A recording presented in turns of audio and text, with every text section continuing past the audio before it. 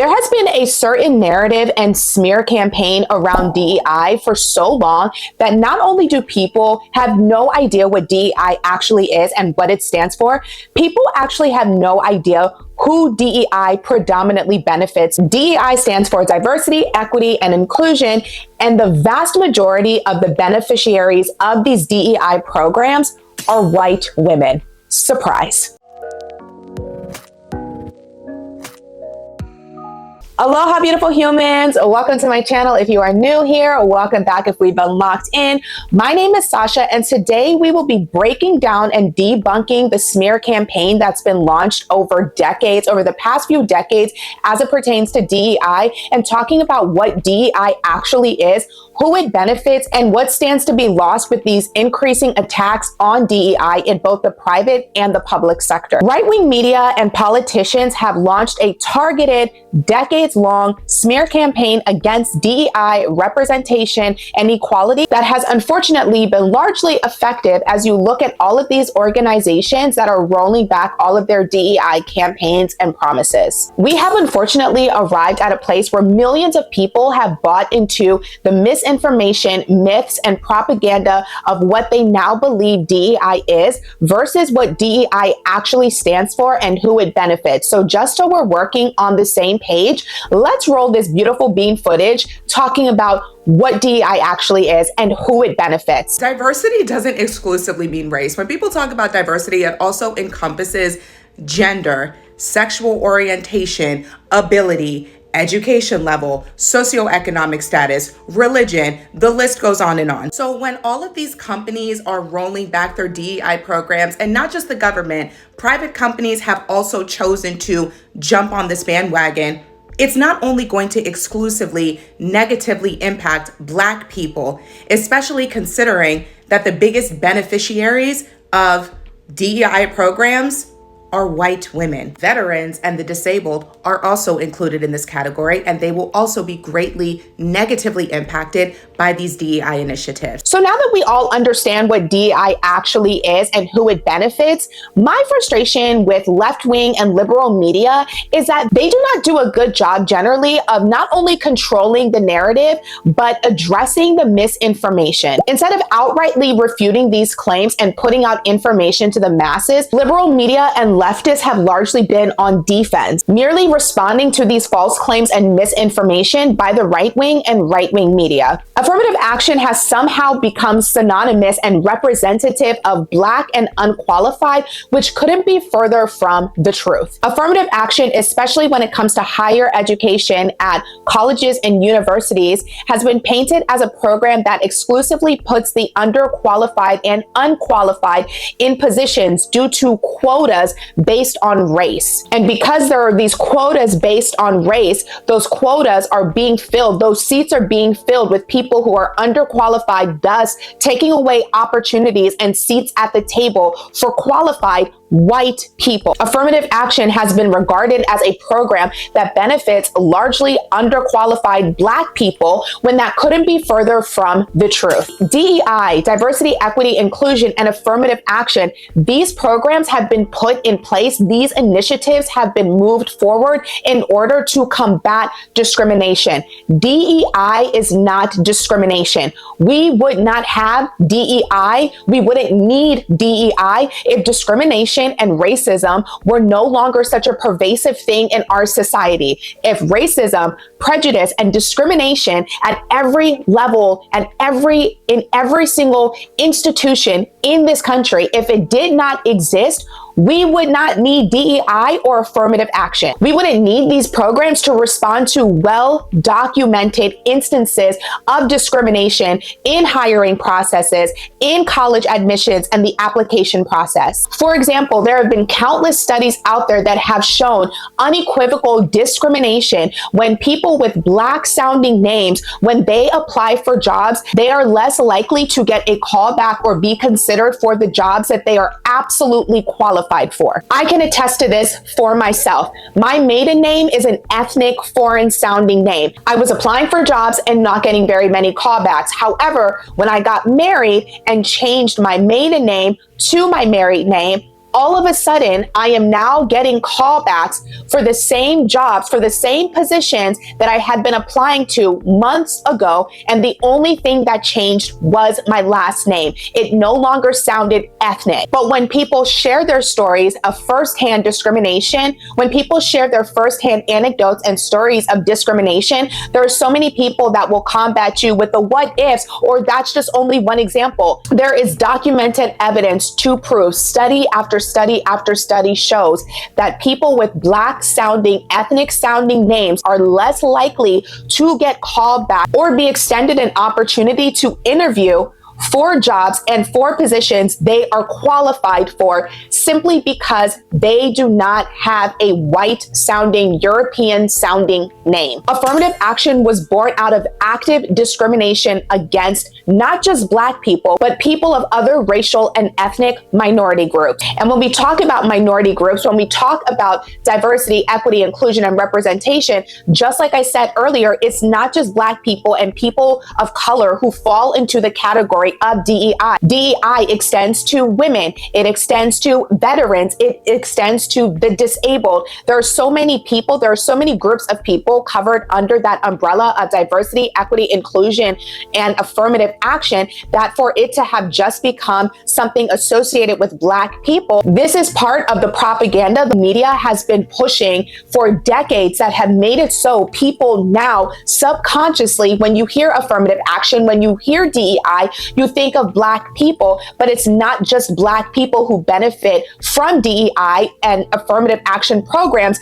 In fact, it is white women who benefit the most. And so it's been very interesting to see when we look at the breakdown of how people voted in this previous election cycle. It goes to show how many people are willing to vote against their own interests to uphold systems of prejudice, discrimination, and racism, because they think that voting this way, the fallout is not going to impact them when they are the group of people who would be impacted the most. And we are now seeing, at least on my timeline on social media, I'm seeing a lot of women, a lot of white women who are genuinely surprised by this, but it is their own ignorance, and I don't even necessarily want to say it is their own ignorance, because propaganda is very powerful. When you have a group of people that have been spinning and pushing a very specific narrative and have been unrelenting with their narrative, have been consistent with this narrative, they have been on offense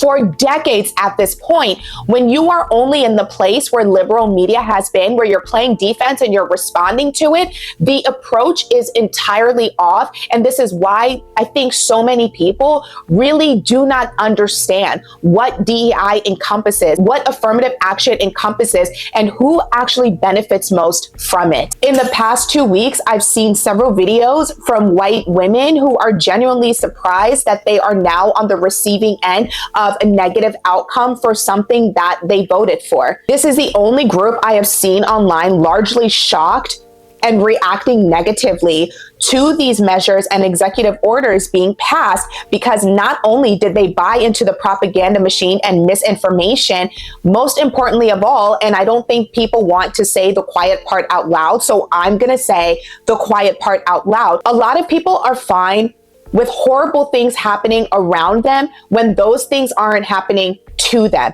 When all of a sudden, some groups of people recognized they were going to be on the receiving end of a pretty negative outcome, that is when some people started to get a little bit more verbal and vocal online in a manner that I did not see prior to the election. Some of the white women that I have seen reacting negatively, and it's not just white women, it's other groups of people that I have seen. For example, the deportations are now starting, and there are some Latinos who are loudly Latinos for Trump.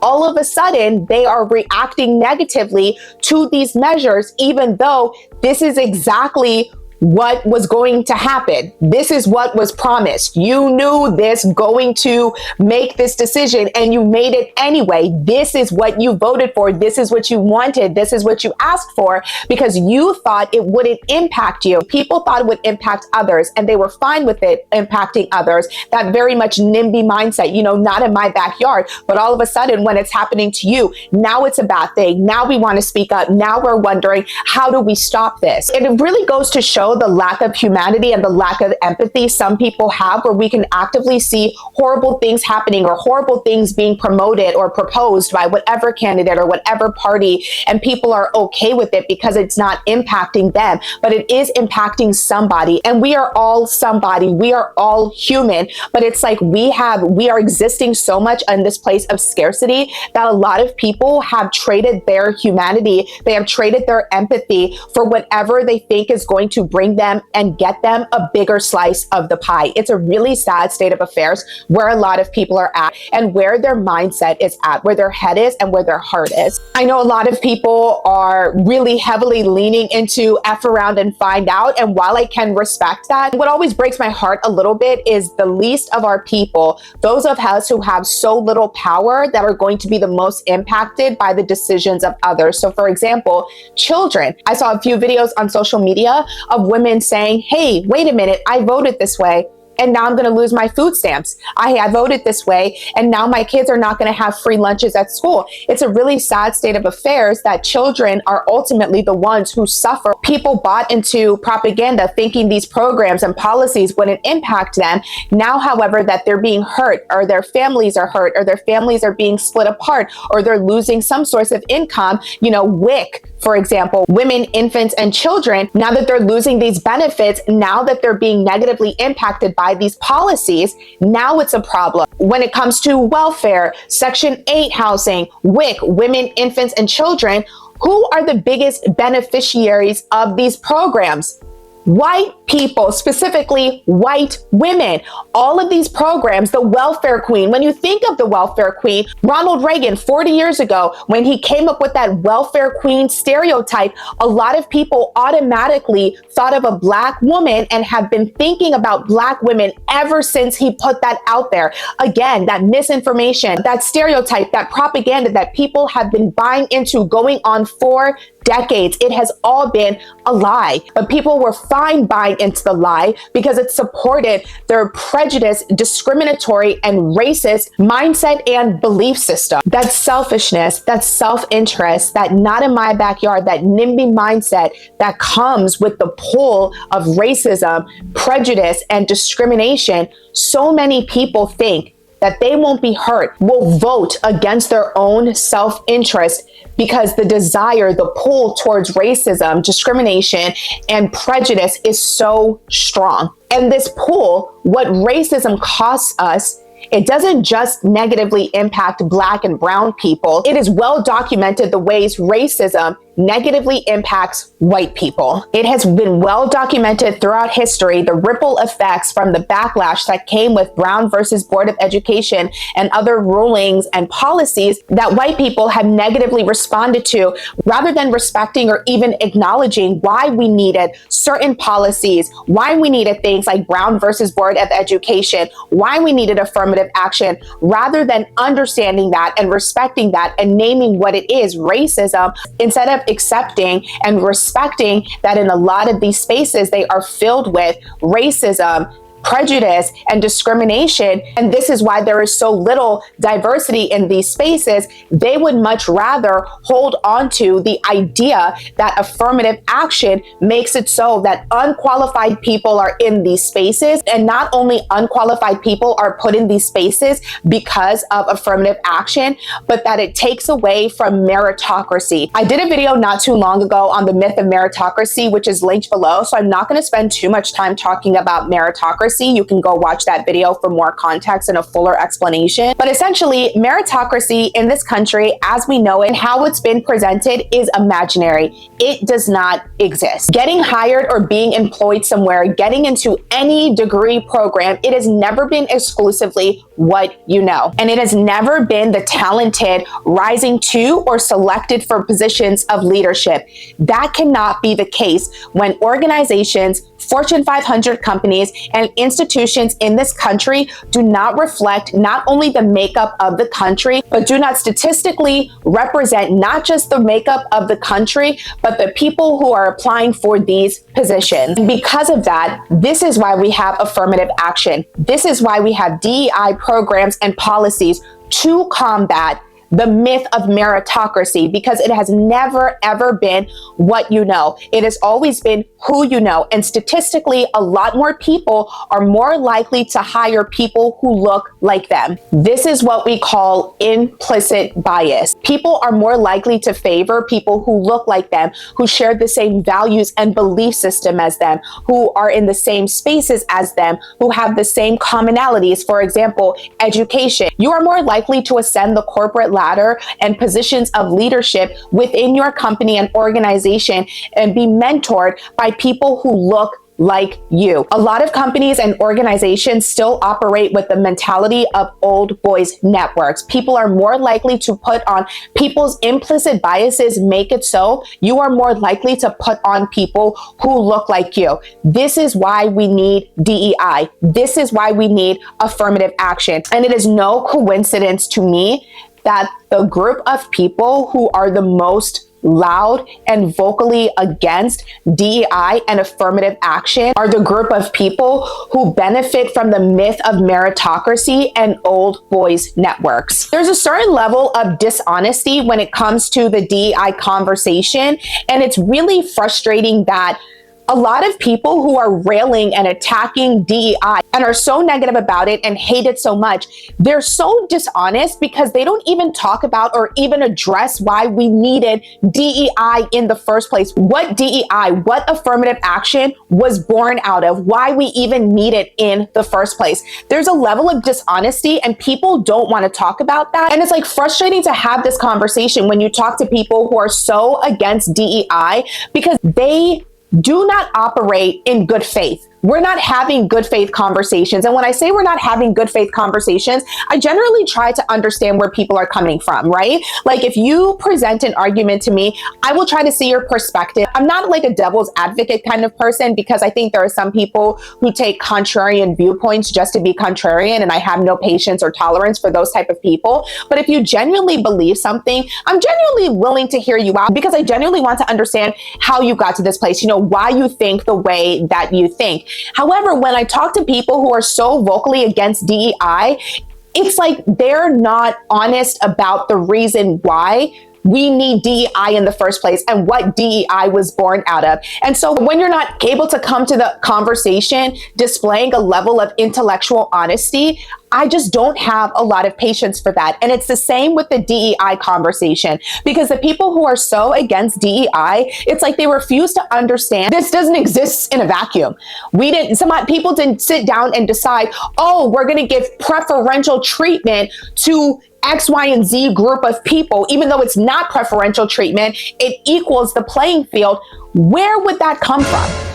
Why would we need to sit down? Why would the law? Why would the Supreme Court? Why would they decide at the highest level of the land to put in our Constitution equality under the law? Why would they need to sit down and write in the code of law as it pertains to this country that all people are created equal, regardless of your race, regardless of your ethnicity, regardless of your gender, regardless of your religious orientation, regardless of your sexuality?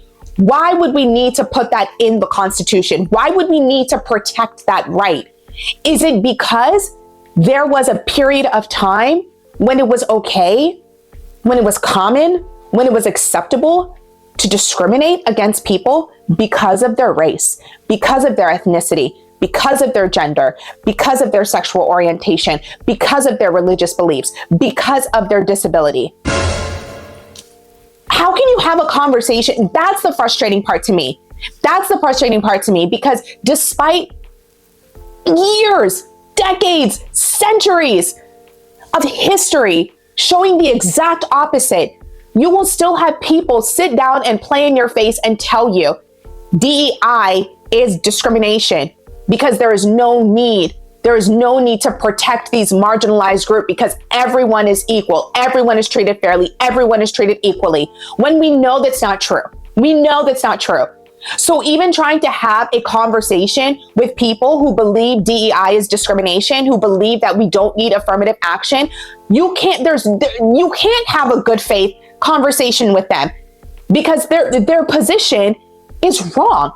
It's unequivocally wrong. You cannot have there's no way to have a good faith conversation with anybody if we can't even come to that place. And if both parties, or if that side of the equation cannot even come to accept the truth, the documented truth, the documented understanding and reasoning behind why we even need DEI in the first place, or what it was born out of. Sorry, that was a rant. That wasn't even in my script. That wasn't even in my notes. It's just, I really went back and forth with doing this video because I was like, again, in this video, in a way, I'm so frustrated at the liberal media and left-wing media because they're always, when they talk about DEI, when they talk about affirmative action, it's always in defense or addressing specific talking points and propaganda that's being peddled by the right-wing media, by right-wing politicians, instead of going on offense and just presenting the numbers, just presenting the facts of what they are, presenting the wins of diversity, equity, inclusion, representation, and affirmative action. That's what we need to be doing. But for so many decades, there's been a targeted propaganda campaign and machine against affirmative action, against DEI. And that's in part the reason now, because we have been on defense for so long instead of being on offense and talking about the wins of DEI and affirmative action. So let's move on. Those who are constantly attacking DEI or calling it discrimination, they conveniently seem to forget or don't even want to talk about why DEI actually exists in the first place, why these laws were passed in the first place. These people are always talking about, let America govern itself, let the government govern itself, let the public space, let the private sector govern itself. We have. America is how old? America's 248 years old. The Civil Rights Act of 1964 is a little over 60 years old, okay? So you do the math. We tried to let America govern itself. We tried to let America govern itself for a good few decades. The vast majority of America's history, we said we're going to let America govern herself when it comes to gender, race, ethnicity, sexual orientation, disability. We decided we were going to let America govern itself. What came from that? What came from that? Oh, I know, pick me, teacher. Rampant discrimination, racism, and prejudice that still exists today, even with DEI and affirmative action measures. Baby girl America was given close to 200 years to govern herself, okay? My math is off, so I'm not good at math. Math is not my strong suit, so maybe it's probably closer to 150 years. Y'all get the gist. You get the point. America was given a good long time to govern herself and get it right. And in that time, what did America decide to do? Except the Quakers. The Quakers have been always on it. You know, the Quakers have been like, slavery is wrong. Even when slavery was legal, you know, because there'll be the people who play devil's advocate, like, well, slavery wasn't wrong. It was the law. And it was like, yeah, something not being against the law doesn't make it right. You know what I'm saying? There's like moral wrongs and ethical wrongs. And the Quakers have been like, nah, immediately, no, we are not with slavery. The Quakers have always been on it. Shout out to the Quakers. But anyways, we gave America a good long time to govern herself. And what happened? Okay then. In the near 61 years of the Civil Rights Act of 1964 being passed, we have come to a more equal and equitable society that seeks to protect and prevent discrimination against people based on their sex, their age, their race, their ethnicity, disability, and gender. We have reached not an entirely equal, but a more equal and equitable society. And when there are people who are so used to privilege, so used to living better than everybody else, when you are so used to privilege, for some people, equality feels like oppression. And that is what we are seeing now, the backlash. These people who are so actively against DEI and affirmative action would rather burn everything down into the ground rather than create a society, rather than create a place where everybody around them can live equally, more equitably, and receive the same opportunities. That to people feels like oppression. They would rather burn everything down to the ground and eliminate opportunities for everyone, for people they do not deem worthy based on their race, their gender, their ethnicity, their age, their disability. And a lot of them say that they are true patriots and say that they respect the military. But you know who is also negatively impacted by the rollbacks of these DEI programs? Veterans. So it's all good. Thank you for your service, but you cannot benefit from that service. That's where we draw the line. These people, their hate, prejudice, discrimination, and racism costs them everything. It has been well documented the lengths that some people will go to uphold their exclusion, racism, prejudice, and discrimination, even at their own detriment. It has been well documented, but there are two books that I highly recommend if you want to understand not only the history, but the scope and the impact of how many people out there, the numbers, the degree to which some people will uphold and uplift racism, despite the fact it does not benefit them at all. Heather McGhee's The Sum of Us chronicles how public goods in this country, from parks and pools to functioning schools, have become private luxuries, of how unions collapsed, wages stagnated, and inequality increased, and of how this country, unique among the world's advanced economies, has thwarted universal healthcare. Speaking of healthcare, another book that does a good job of showing how prejudice and racism negatively impacts people, specifically white people. I highly encourage Dying of Whiteness: How the Politics of Racial Resentment is Killing America's Heartland, and this is by Jonathan Metzl. It is based on several years of research undertaken in the 2010s in the South and Midwest states, specifically Missouri, Tennessee, and Kansas. Jonathan Metzl is a physician and psychiatrist, and in this book, he reveals the unintended public health consequences of some right-wing backlash politics related to taxes, gun control, social safety nets, and healthcare on vulnerable white voters they had promised to help. Through the field interviews, research, and public health data gathered over the years of travel to these states, Metzl found that some vulnerable white Americans would quite literally, these people would quite literally rather die. They would rather die than betray their political views that have become enmeshed with their own sense of white identity. This is where we are. There are people who would much rather die, risk their life, safety, and overall life happiness because, God forbid, brown and black people, God forbid women, God forbid people over a certain age, God forbid the disabled, God forbid veterans, have just the same chance at an opportunity as they have. And we are supposed to have good faith conversations with these people about why DEI is discrimination. This is where we are. I don't even know how to close this video. How do we close this video? In closing, there has been so much propaganda against DEI. There has been so much backlash against affirmative action that we are seeing the backlash to it, the rollbacks of it.